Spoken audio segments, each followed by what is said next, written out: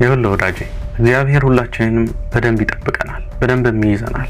ይህንን ግን ማመን እንዲከብደን ያደረገው ዙሪያችንን መመልከት ስላቃተን ለኃጢአትና ለክፋት ለበደልም ደግሞ አንዳንድ ቦታዎች ላይ ስትገኝ ስትጠጣ፣ ስታጨስ፣ በሱሶቹ ስትጠፋ፣ በዝሙትና በበደል ስትወድቅ እግዚአብሔር ግን ልጄ ነገ ሊመለስ ይችላል፣ ነገ ግን መልካም ነገር ላይ ሊገኝ ይችላል ብሎ ስለሚያስብ እስትንፋስህን እየቀጠለ ሰውነትህን ሳያደክም ነገርህን ሳያጠፋ በውስጥ የሚዘዋወረውን ደግሞ ደም ሳይገታ ነገን ይጨምርልሃል፣ ነገን ይሰጣል። የሚያበረታ የሚጠብቅ እግዚአብሔር ካንተ ጋር እንዳለ ማስተዋል መቻል አለብህ።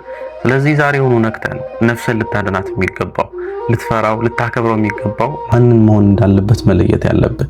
አሁንም ግን የሚገርምህ በዚህ ሐሳብ ውስጥ ሆነ እግዚአብሔርን ረስተኸው ዘወትር ስለሚጠብቅ ነገን ስለሚሰጥ ዛሬ ላይ የሚያሰላስል አይምሮህ እንዲንቀሳቀስ ፈቅዶልሃል። ስለዚህ ዛሬ አስተውል ወዳጅ፣ ነገን ደግሞ እንድትመለከት በእግዚአብሔር ሐሳብ ውስጥ ተጓዝ።